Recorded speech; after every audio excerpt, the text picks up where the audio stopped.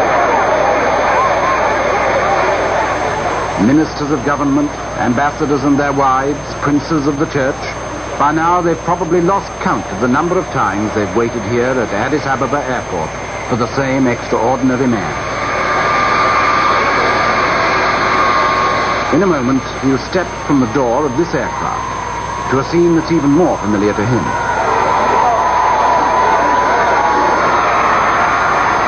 And here he comes, the legend in person. One of the world's best-known figures and faces, and one that most of us know least about. Father figure of modern Africa and relic of a vanishing world, feudal despot and reforming monarch, one of the last claimants to the divine right of kings, the legendary descendant of King Solomon and the Queen of Sheba.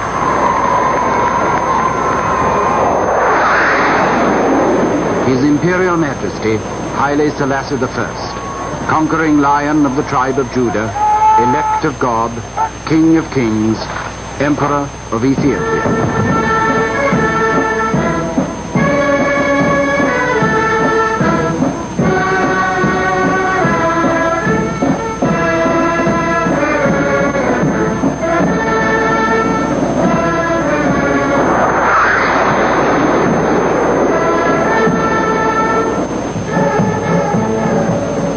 Not long ago, Haile Sellassie celebrated his 40th anniversary as emperor, and his own people of Ethiopia came to do him honor.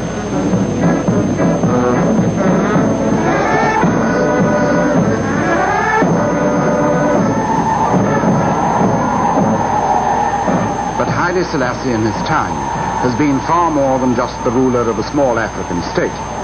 He's become one of the great survivors of our day and of yesterday, riding out in shrewd triumph all that the 20th century could throw at him.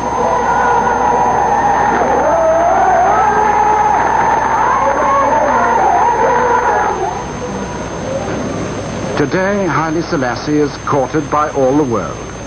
At his anniversary reception, the representatives of 100 nations came to salute the authority of this tiny old man.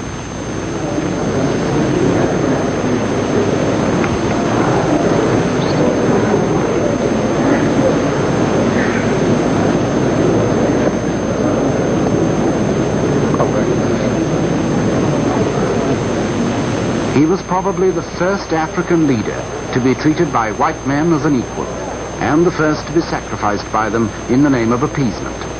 He's learned to trust nobody, except perhaps his dog, and yet he's won the respect of the world, for there's no man alive today whose life has spanned so much. Now, in his old age, he's practically the incarnation of the history of our time.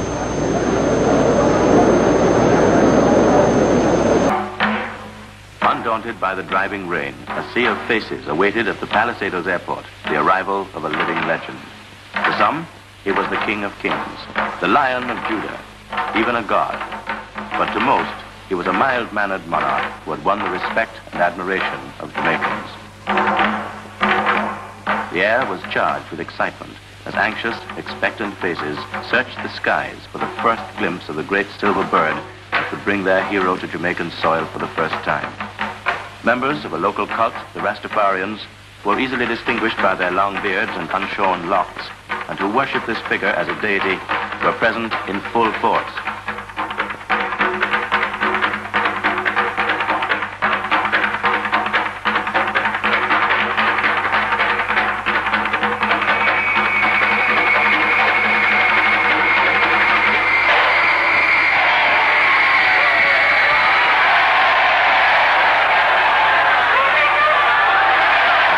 The most rousing, boisterous, tumultuous welcome ever given to any visiting or local celebrity, His Imperial Majesty Haile Sellassie I, Emperor of Ethiopia, arrived. The crowd erupted into a frenzy of rejoicing as they broke through the lines of soldiers and police and surged out onto the tarmac, eager to engulf the emperor with their affection.